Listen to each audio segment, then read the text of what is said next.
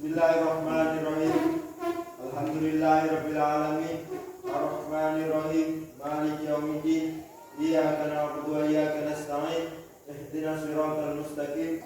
Siratal ladzina an'amta 'alaihim ghairil maghdubi 'alaihim waladdallin. Amin. Silakan duduk.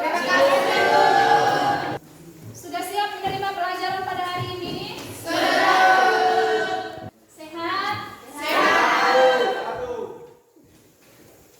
Baik, Ibu mengecek kehadiran dulu. Baik. Angelina Sura. Presensia Lahe. Kristina Tana. Maria Scholastika. Saida Ina. Baik, terima kasih. Sebelum mengawali atau memulai pelajaran kita pada pagi hari ini, Ibu ingin bertanya sedikit dulu. Masih ingat tentang materi kita yang sebelumnya? Materi apa?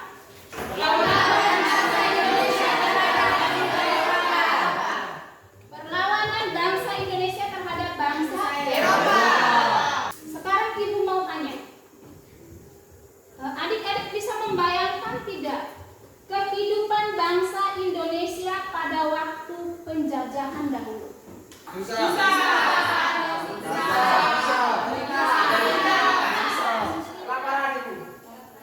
Kelaparan, betul.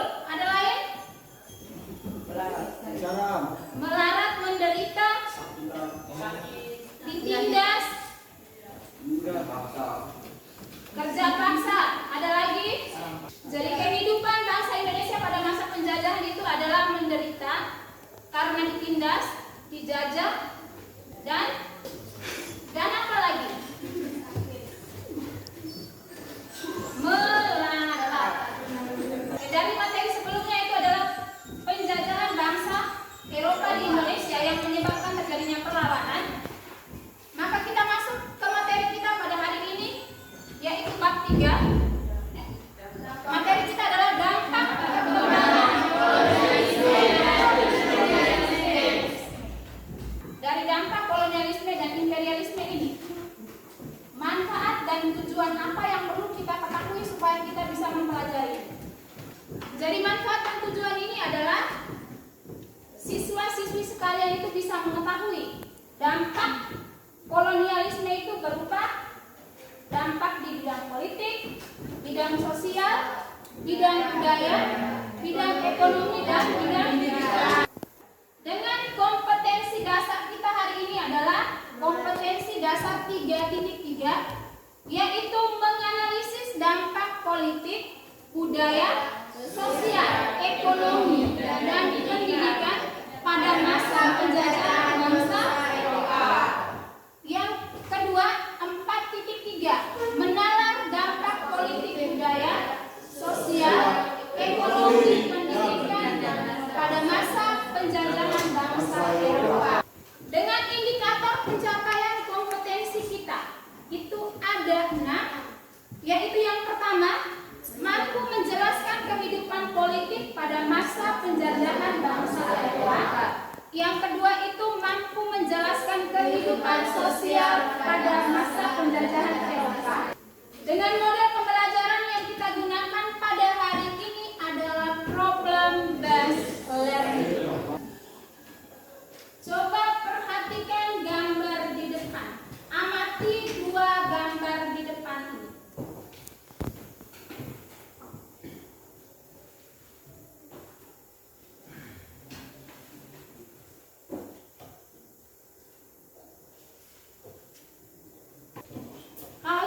ada yang bertanya, ibu yang bertanya. Kira-kira dua gambar di depan ini menjelaskan tentang apa atau menggambarkan tentang apa? Yang pertama kerja paksa, Ibu. Pilih. Yang gambar pertama kerja paksa. Yang pertama kerja paksa. Gambar yang kedua Pertanian atau perkebunan. iya. Ini yang kedua, ini ada gambar orang sementara menebang tebu. Jadi ini adalah pertanian atau perkebunan tebu. Setelah bangsa Eropa masuk ke Indonesia, maka muncullah kolonialisme dan imperialisme. Praktek kolonialisme atau praktik penjajahan bangsa Eropa ke Indonesia itu membawa banyak perubahan atau dampaknya. Di depannya ini ada dua gambar. Yang tadi Willy sebutkan bahwa yang pertama itu adalah kerja rodi atau kerja paksa, dan yang kedua itu adalah bangsa Indonesia bekerja di perkebunan tebu. Dari gambar ini, ibu mau bertanya, apakah dampak penjajahan kolonialisme dan imperialisme bangsa Eropa itu hanya dua ini saja atau masih ada lagi? Masih banyak. Betul. Karena masih banyak dampak dari penjajahan bangsa Eropa ke Indonesia itu, ibu akan membagi adik-adik sekalian ke dalam 5 kelompok untuk mencari tahu dampak dari penjajahan bangsa Eropa di Indonesia. Ibu membagi kelompok, di sini ada 5 kelompok. Silakan berhitung dari 1 sampai 5. 1, 2, 3, 4. 5, 6. Nomor 1 berkumpul satu tempat, 2, 3, 4, dan 5. Ya, Bu.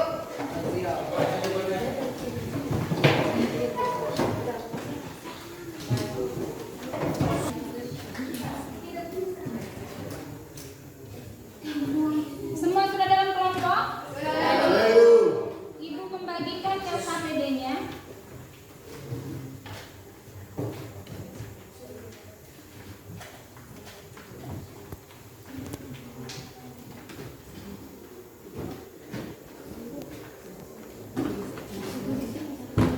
Perhatikan LKPD baik-baik.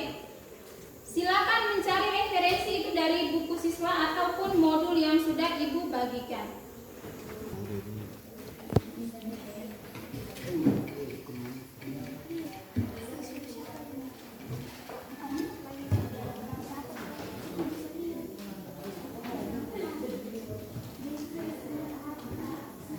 Ada kesulitan?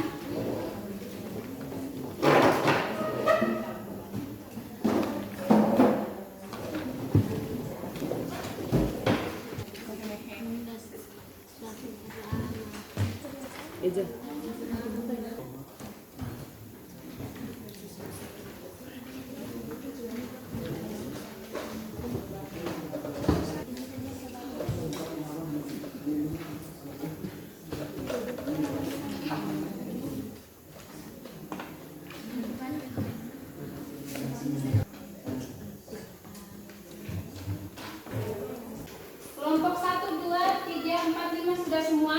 Sudah. Ibu berikan kesempatan kepada kelompok 1 untuk mempresentasikan hasil diskusinya di depan kelas.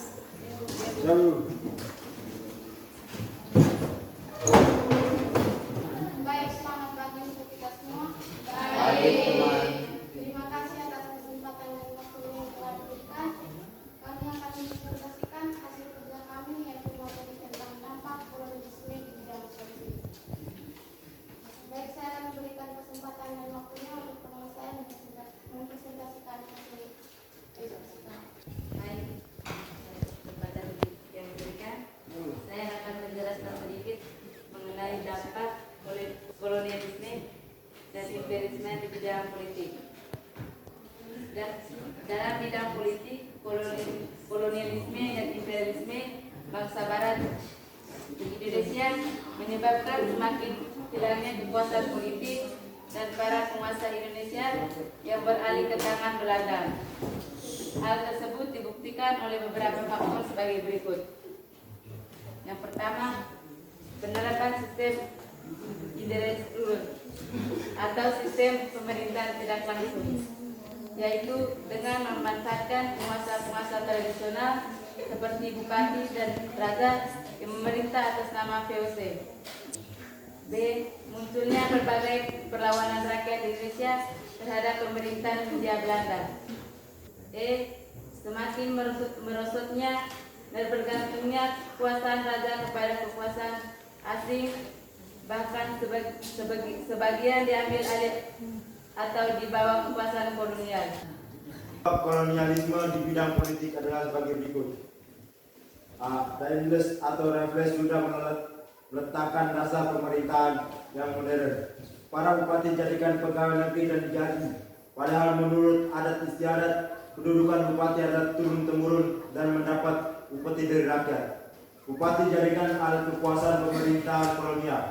Pamong raja yang dahulu berdasarkan garis keturunan sekarang menjadi sistem kepegawaian.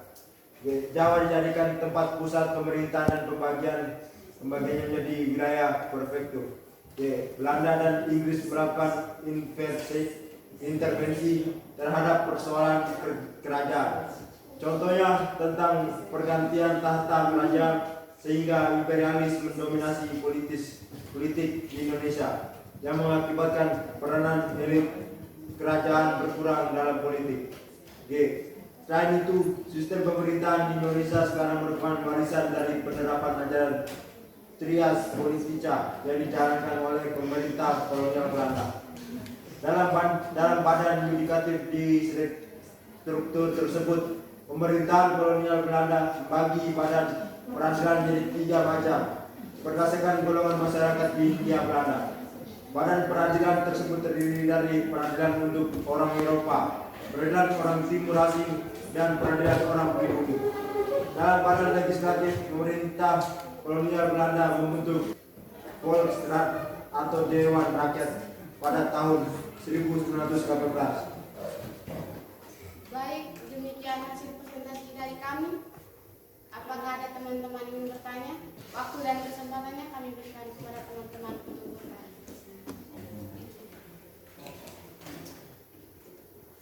Apa itu trias politika? Baik, saya akan menjawab pertanyaan dari teman-teman. Trias politika adalah pembagian atau pemisahan kekuasaan sering dikenal dengan istilah trias politika, di mana trias politika berasal dari bahasa Yunani tri yang berarti 3, as yang berarti poros atau pusat, dan politika yang berarti kekuasaan. Adapun definisi dari trias politika adalah suatu ajaran yang mempunyai anggapan bahwa kekuasaan negara terdiri dari tiga macam kekuasaan, yaitu legislatif, eksekutif, dan yudikatif. Kekuasaan legislatif adalah membuat undang-undang, kekuasaan eksekutif adalah kekuasaan melaksanakan undang-undang, dan kekuasaan yudikatif adalah kekuasaan mengadili atas pelanggaran undang-undang. Baik, apakah jawaban kami pas? Pas. Baik, sekian presentasi dari kami. Selamat pagi untuk kita semua. Sekarang kelompok 2 dipersilakan ke depan untuk mempresentasikan hasil diskusi kelompoknya. Oke, teman-teman, selamat pagi. Kami dari kelompok 2 akan mempresentasikan hasil kerja kelompok kami mengenai dampak kolonialisme di bidang budaya. Pada teman yang sudah saya percayakan, waktu dan kesempatan saya persilakan. Terima kasih waktu yang sudah diberikan.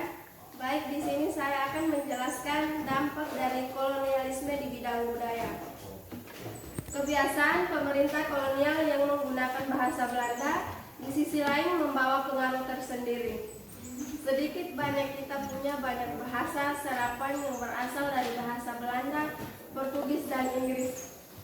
Misalnya, handuk dalam bahasa Belanda, handdoek, sepatu dalam bahasa Portugis, sepato, dan bahasa Inggris buku adalah book.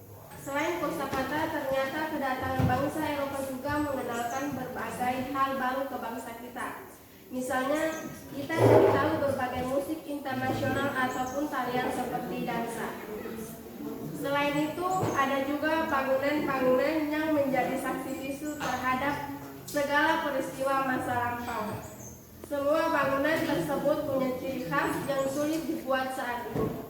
Seperti bangunan yang bisa kita temui di kota tua. Lawang Sewu adalah gedung bersejarah milik PT Kereta Api Indonesia, Persero, yang awalnya digunakan sebagai kantor pusat perusahaan kereta api swasta Nederlands Indisch Spoorweg Maatschappij atau NISM. Baik, sekian dari hasil presentasi kami. Mungkin teman-teman ada yang ingin bertanya, waktu dan kesempatan kami persilakan. Apa dampak yang bisa dirasakan sampai saat ini? Apa dampak kebudayaan bangsa Eropa yang masih dirasakan sampai saat ini? Selain kelompok 4, ada kelompok lain yang mau bertanya lagi? Tidak ada.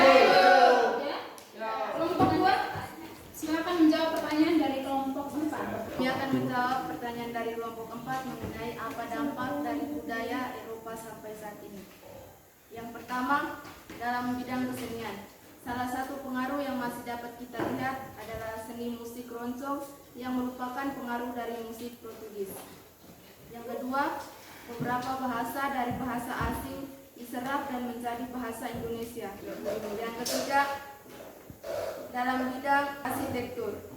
Terdapat gaya arsitektur Indisch, yakni bangunan dengan perpaduan gaya asli Indonesia dan kolonial Belanda. Ada tanggapan dari kelompok 4?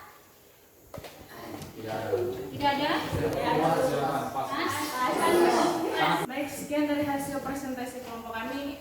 Atas perhatian dan kerjasamanya kami ucapkan limpah terima kasih. Selamat pagi.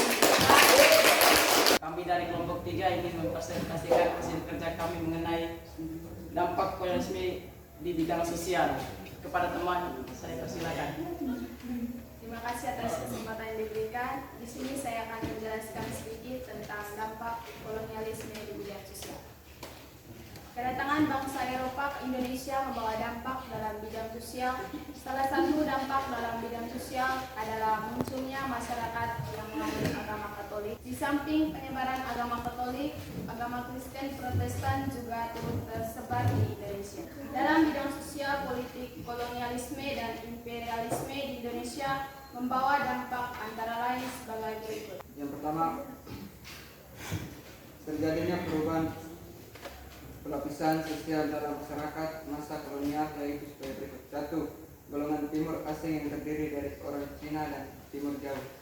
2. Golongan Eropa yang terdiri dari orang Belanda dan orang Eropa lain. 3. Golongan pribumi. B. Terjadinya mobilitas sosial dengan adanya gelombang transmigrasi, terutama untuk memenuhi tenaga-tenaga di perkebunan yang dibuka Belanda di Jawa. Demikian hasil materi yang dari kami. Apakah teman-teman yang mau bertanya, waktu dan kesempatan kami berikan? Ada pertanyaan dari kelompok lain? Tidak ada. Demikian hasil presentasi kami. Sekian dan terima kasih. Pagi Ibu, baik teman-teman. Kami dari kelompok 5 ingin mempresentasikan hasil kerja kami yang mengenai dampak kolonialisme di bidang pendidikan. Dampak kolonialisme di bidang pendidikan. Tentunya pendidikan di Indonesia tidak lepas dari dampak adanya kolonialisme di Indonesia. Pendidikan di Indonesia terus berkembang. Pendidikan mulai dianggap penting saat kebijakan politik etis dilakukan oleh pemerintah kolonial. Dampak penjajahan bangsa Barat di bidang pendidikan antara lain. 1. Munculnya golongan-golongan terpelajar di Indonesia. 2. Bangsa Indonesia bisa membaca dan menulis sehingga dapat menjadi tenaga-tenaga kerja di perusahaan Belanda. 3. Bangsa Indonesia menjadi tahu perkembangan yang terjadi di dunia luar. Demikian hasil kerja kami berikan kepada teman-teman saya. Tidak ada pertanyaan? Hasil kerja kami sekian dan terima kasih. Selamat pagi kita. Kelompok 1, kelompok 2, 3, 4, dan 5 telah mempresentasikan hasil diskusinya masing-masing. Hasil diskusi dari setiap kelompok sangat luar biasa. Tepuk tangan. Ibu memberikan sedikit tanggapan atau gambaran singkat dari dampak di bidang politik, budaya, sosial, ekonomi, dan pendidikan. Zaman penjajahan bangsa Eropa ke Indonesia membawa dampak negatif, tetapi juga ada positif. Dampak negatifnya adalah di mana mereka melakukan penjajahan di Indonesia dan mengangkut seluruh hasil bumi yang dikerjakan oleh masyarakat Indonesia untuk diperjualbelikan di dunia internasional. Yang kita kenal sekarang itu adanya istilah trias politika. 3 kekuasaan utama di Indonesia. Apa saja 3 ini? Legislatif, eksekutif, dan yudikatif. Itu di bidang politik. Sistem sosial. Ada pelapisan atau stratifikasi sosial. Jadi bangsa Belanda itu dia memiliki peranan yang penting. Dia akan memilah-milahkan atau memisahkan masyarakat. Dari kerajaan itu dia menempati posisinya di bawah Belanda. Setelah itu baru dia akan memilahkan lagi sampai kepada buruh. Yang berikutnya kita masuk ke bidang pendidikan. Kita bisa mengenyam pendidikan seperti sekarang ini itu diawali pada masa penjajahan Belanda. Jadi pendidikan pada masa Belanda itu tidak melibatkan semua orang, jadi hanya orang-orang tertentu yang bisa mengenyam pendidikan. Mungkin hanya ini saja yang bisa Ibu simpulkan dari penjelasan kelompok 1 sampai kelompok 5. Ibu berikan kesempatan kepada adik-adik sekalian untuk mengumpulkan LKPD yang sudah dikerjakan.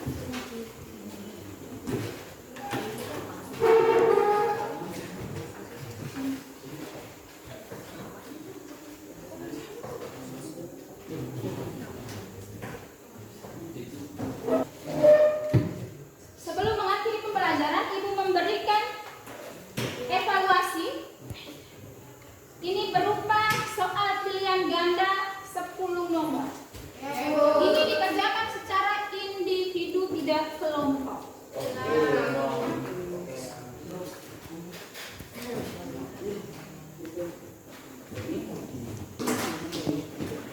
Ibu berikan waktu 10 menit untuk mengerjakan LKPD. Sudah selesai mengerjakan evaluasinya? Sudah, Ibu. Silakan dikumpulkan di depan.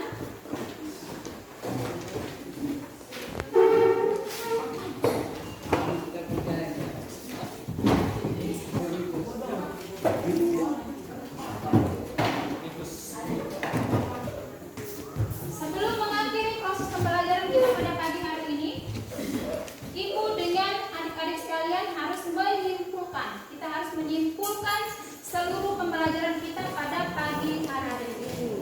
Kesimpulan dari dampak kolonialisme bangsa Eropa ke Indonesia. Kesimpulan yang pertama, Bisa mengetahui dampak-dampak dalam bidang politik, sosial, budaya, dan pendidikan. kita bisa mengetahui dampak daripada kolonialisme dan imperialisme di Indonesia itu dalam bidang politik, sosial, ekonomi, budaya, dan pendidikan. Dalam bidang pendidikan, dampak yang kita rasakan itu apa? Jadi dampak dalam bidang pendidikan adalah kita bisa mengenyam pendidikan sampai saat ini. Dampak dalam bidang ekonomi, mengenal dampak dalam bidang politik, Bagian kekuasaan. pembagian kekuasaan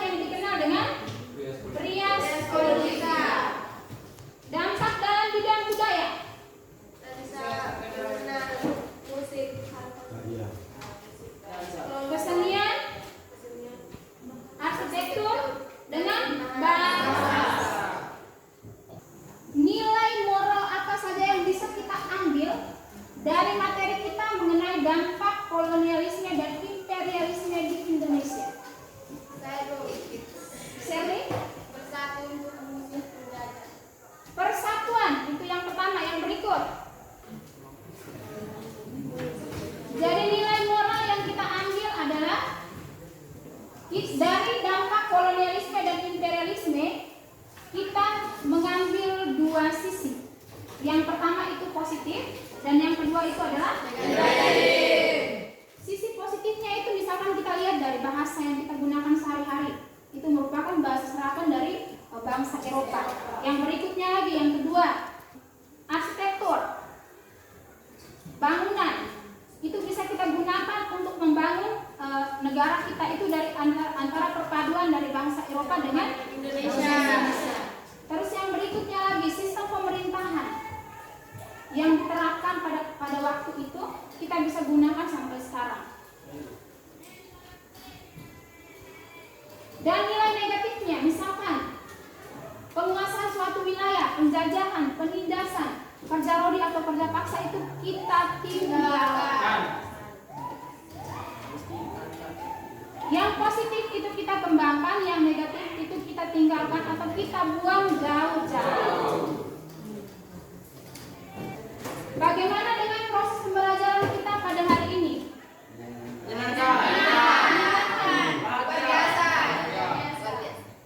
Tepuk tangan untuk kita semua. Materi kita pada minggu depan adalah mengenai Sumpah Pemuda dan Jati Diri Bangsa Indonesia. Untuk pembelajaran kita pada hari ini telah usai. Kita mengakhiri semuanya dengan doa. Siap, mari kita berdoa. Dan jadikanlah sabda menuntut dalam agama saya ini. Dalam nama Bapa, Tuhan, kasih karena Engkau telah melindungi kami dari pagi hingga sekarang ini. Sekarang kami mengakhiri kabar kami. Mau mengikuti kita sepanjang